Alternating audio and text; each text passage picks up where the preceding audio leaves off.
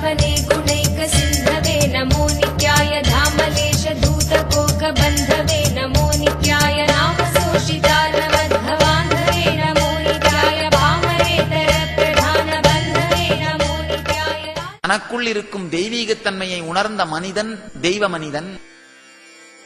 தனக்குள் இருக்கும் தெய்வீகத்தை உணராத தெய்வம் மனித தெய்வம். அதாவது தான் மனிதன்தான் என்று நினைத்துக் கொண்டிருப்பவன் மனித தெய்வம். மனிதன் இல்லை, நன்றாக புரிந்து கொள்ளுங்கள். தன்னை மனிதன் என்று நினைத்தாலும் கூட அவன் மனிதன் அல்ல. ஒரு காலத்திலே உலகம் தட்டையானது, பூமி தட்டையானது என்கின்ற கருத்து எல்லோருக்கும் இருந்தது. மக்கள் நினைத்துக் கொண்டிருந்தார்கள் என்பதற்காக பூமி தட்டையாக இருந்து விடவில்லை. கண்டுபிடிப்பதற்கு முன்பும் கண்டுபிடிப்பதற்கு பின்பும் உலகம் உருண்டையாகத்தான் இருந்தது.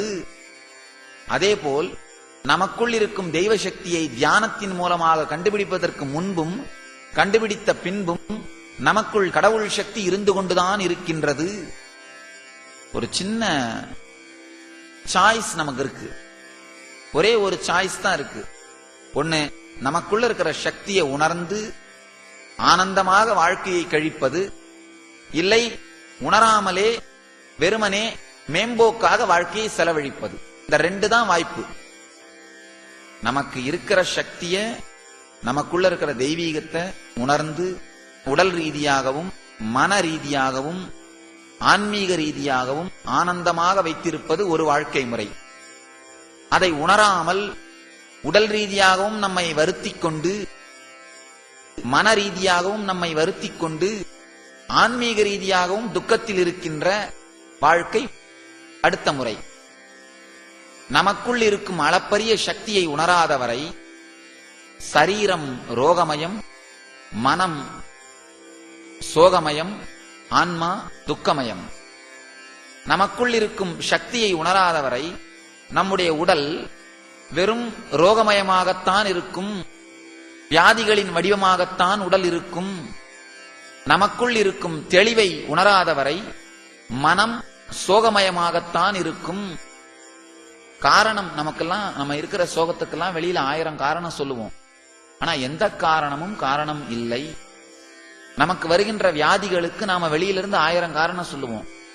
ஐயா ஏங்க ஏன் இருமறீங்க, ஏன் தும்மறீங்கன்னு கேட்டா, இல்ல சாமி நேத்து குளிர் தண்ணி குடிச்சேன், நேத்து மழையில நனைஞ்சேன், நேத்து தயிர் சாதம் சாப்பிட்டேன், ஏதாவது ஒரு காரணம் சொல்வீங்க.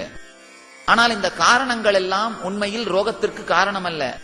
உண்மையில வியாதிக்கு காரணம் என்னன்னா நமக்குள்ள இருக்கிற அந்த நோய் எதிர்ப்பு சக்தி குறையுது.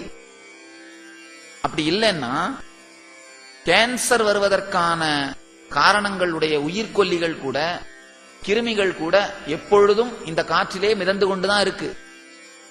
எல்லா வியாதிகளுக்கான கிருமிகளும் காற்றிலே எப்பொழுதும் இருந்து கொண்டேதான் இருக்கு. நம்ம உடம்புல நோய் எதிர்ப்பு சக்தி இருக்கிற வரைக்கும் அந்த வியாதி நம்மை தொடுவதில்லை. நோய் எதிர்ப்பு சக்தி குறையும் பொழுது உடனே வியாதி நமக்கு வருகின்றது.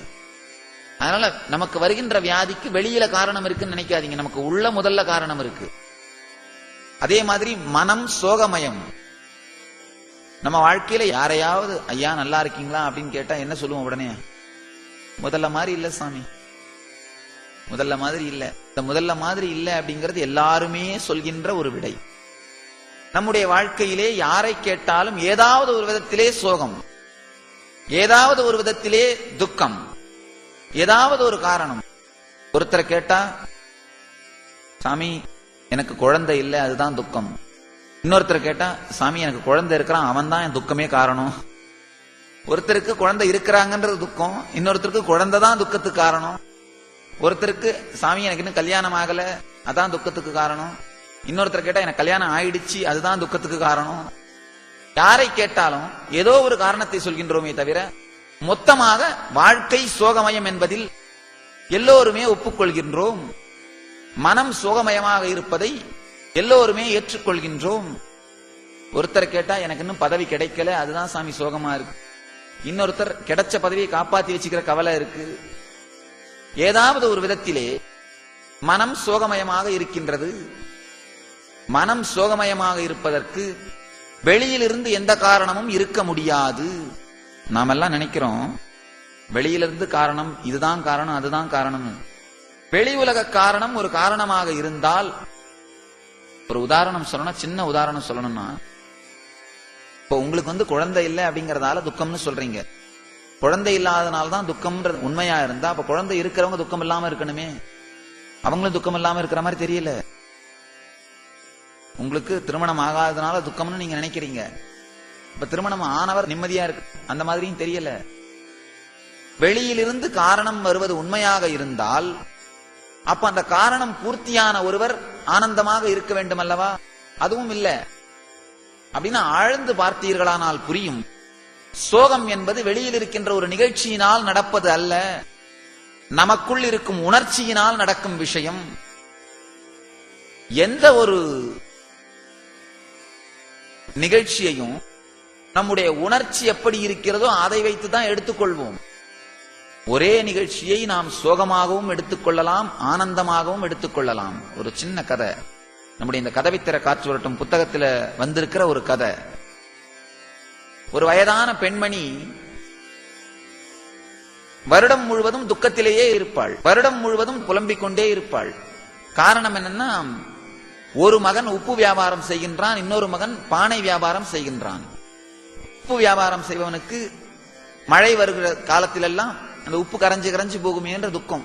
ஐயோ, உப்பு வியாபாரம் ஆச்சு, மழை வந்தா அவனுடைய வியாபாரம் சரியா நடக்காதே அப்படிங்கிற துக்கம் இந்த அம்மாவுக்கு.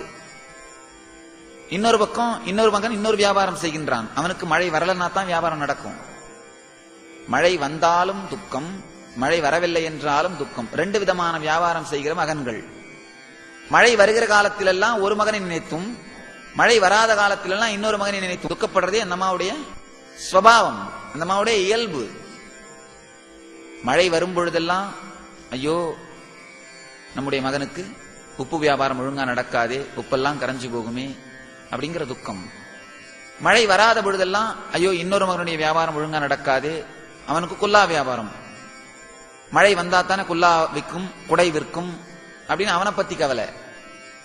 இந்த ரெண்டு காலத்திலுமே யாராவது ஒரு மகனை பற்றி நினைத்துக் கொண்டு அந்த பெண்மணி கவலையாக இருப்பது வழக்கம். அந்த அம்மா அந்த ஊருக்கு வந்த ஒரு ஞானியை போய் பார்க்கறாங்க. சாமி, இந்த மாதிரி கவலையாவே இருக்கு அப்படின்னு. ஞானி கேட்கிறார், கேட்டு காரணத்தை விசாரிச்சுட்டு சிரிக்கிறார். அம்மா, உண்மையிலேயே பாத்தீங்கன்னா நீங்க வருடம் முழுக்க ஆனந்தமா இருக்க முடியும். மழை வரும்பொழுதெல்லாம் ஆஹா ஒரு மகனுக்கு வியாபாரம் நல்லா நடக்குதுன்னு நினைச்சு ஆனந்தப்படலாம், வராத பொழுதெல்லாம் ஆஹா இன்னொரு மகனுக்கு வியாபாரம் நல்லா நடக்குதுன்னு நினைச்சு ஆனந்தப்படலாம். அப்படியும் எடுத்துக்கலாம். இல்ல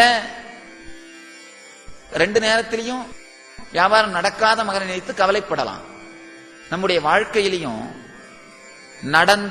நடக்கின்ற நல்ல நிகழ்ச்சிகளை மீண்டும் மீண்டும் சிந்தித்து வாழ்க்கையை ஆனந்தமாக்கவும் முடியும்.